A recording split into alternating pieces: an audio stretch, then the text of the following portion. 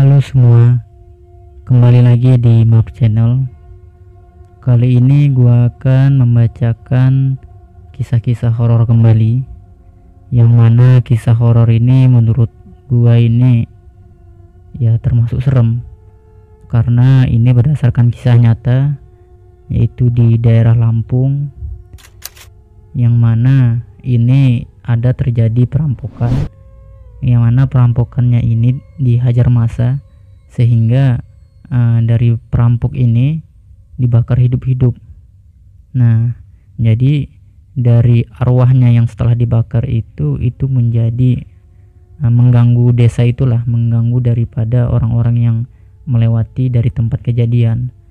Nah, mau bagaimana kisahnya ini gue bacain di channel ini. Namun sebelum lupa, ada baiknya kalian subscribe dulu channel ini biar kalian gak ketinggalan untuk mendapatkan update-update cerita selanjutnya.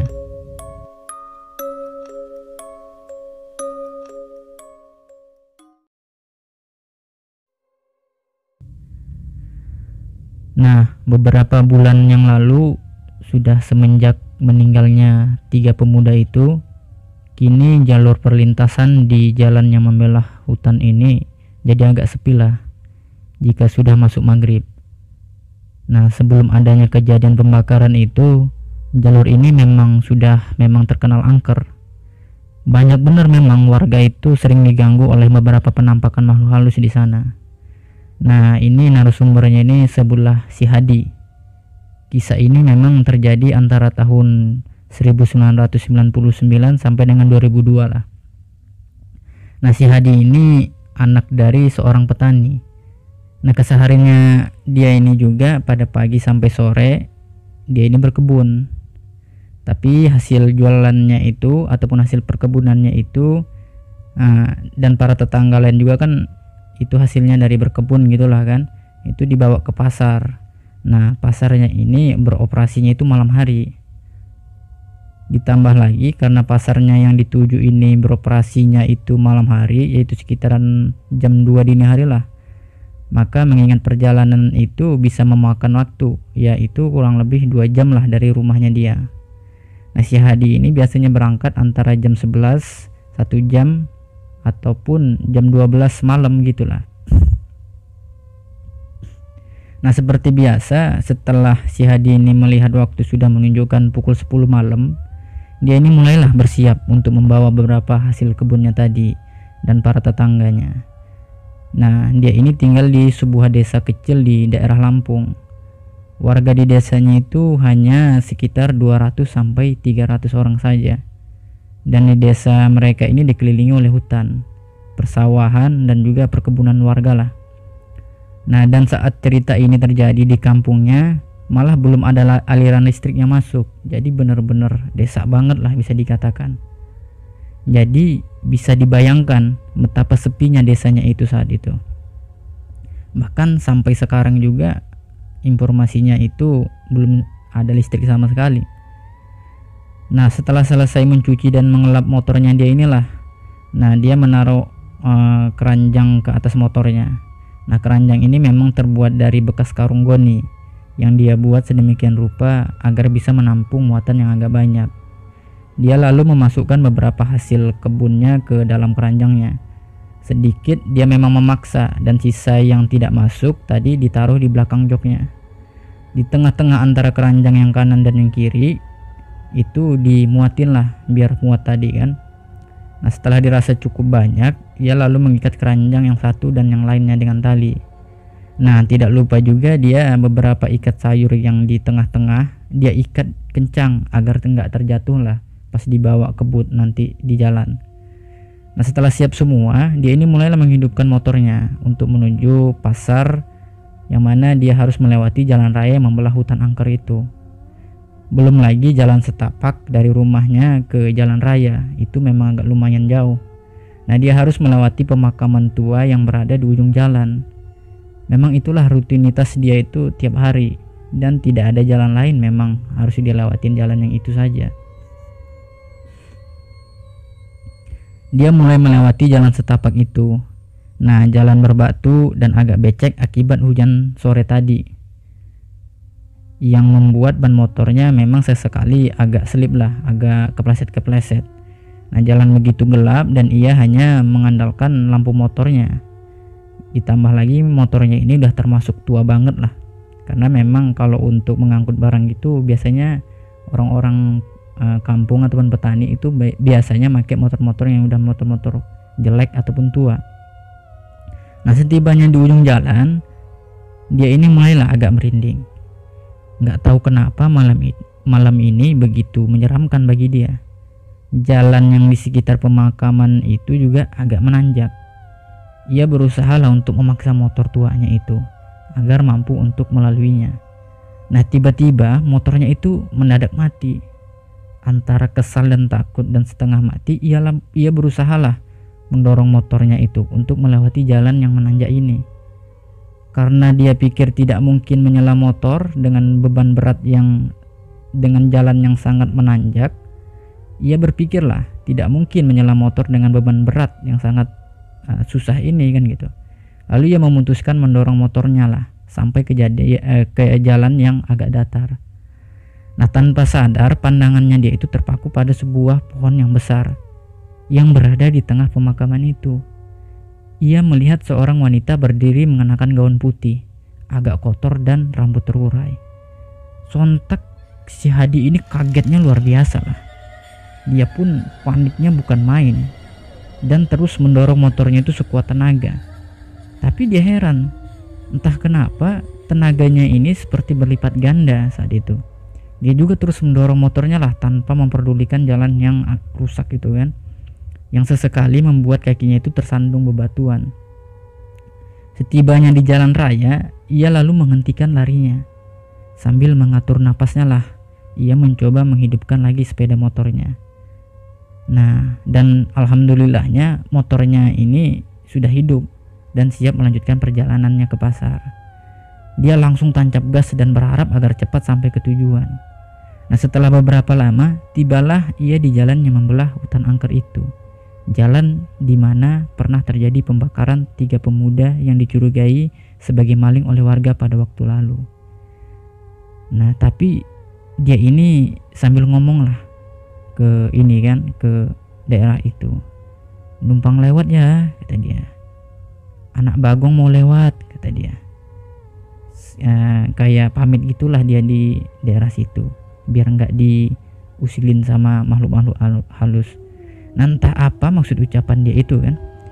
Namun itulah kepercayaan yang memang ia dapat dari beberapa sumber yang tidak tahu benar atau tidaknya. Sedikit aneh memang kan. Namun apapun ia lakukan untuk nggak bertemu sama makhluk-makhluk yang dia nggak sukain. Nah, yang penting ia sudah berusaha. Mudah-mudahan makhluk di sini memang mau mengerti tentang kegelisahan dia. Namun kenyataannya tidak seindah ekspektasinya dia lah. Lagi-lagi motornya dia itu mendadak mati di tengah-tengah jalur perlintasan itu. Nah, di tengah kegelapan hutan, tiba-tiba motornya ini mati lagi. Bisa kalian bayangkan tuh bagaimana rasanya saat itu. Dalam hatinya dia itu, ya Allah, mimpi apa aku semalam, kata dia. Nah, dia ini lalu berusaha lah menyela motornya dia dan berusaha sekuat tenaga agar motor tuanya ini hidup kembali. Dan butir-butir keringatnya dia itu yang sebesar biji jagung jatuhlah ke keningnya. Saking capeknya dia itu. Puluhan kali dia mencoba untuk menghidupkan motornya ini, namun gak berhasil menghidupkannya. Sambil dia bergumam lah di dalam hatinya itu. Dia seakan-akan menyalahkan motornya lah, dengan kata-kata motor sialan kan gitu. Sudah dilap bersih-bersih tapi gak tahu berterima kasih dalam hatinya. Nah, lalu tiba-tiba ia ini menciumlah aroma daging yang hangus terbakar, dan dari belakang pundaknya itu ditepuk oleh seseorang. Nah, saat itu ia menoleh ke belakang. Nah, betapa terkejutnya lah dia itu.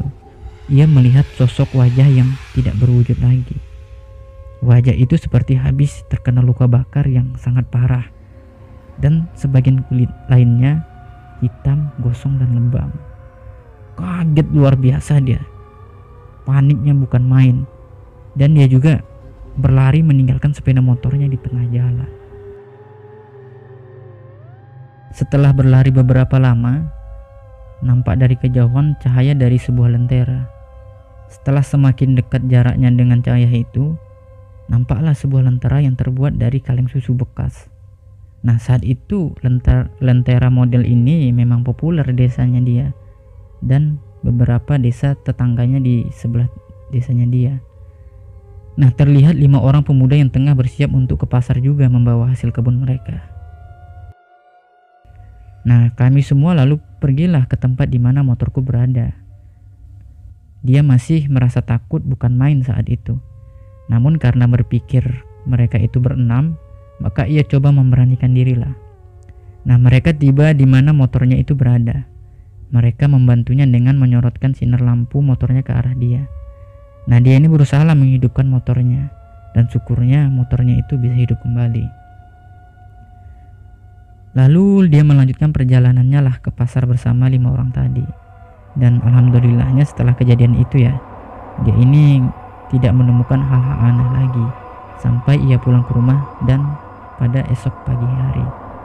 Nah, beberapa hari setelah itu, malam ini ia juga tidak pergi ke pasar karena badannya terasa agak lelah setelah seharian berkebun. Nah, setelah sholat isya, ia pun merebahkan badannya lah dan langsung pulas tertidur. Tiba-tiba ada yang memanggil dia. Mas, bangun mas, popok anak kita sudah kotor semua, cuma sisa beberapa saja." Terdengar suara istrinya membangunkannya. Nah, dengan mata masih mengantuk, aku pun menyiapkan ember dan memasukkan pakaian kotor ke dalamnya. Dalam keadaan terpaksa, ia pun berjalanlah ke sebuah mata air yang jaraknya sekitar 500 meteran lah dari rumahnya. Ia melihat jam menunjukkan masih pukul 3:30 dini hari. Dan jalan hanya diterangi sinar bulan purnama. Mata air itu berada di pinggiran sebuah danau. Dan di sebelahnya terdapat sebuah pohon besar yang usianya mungkin sudah ratusan tahun.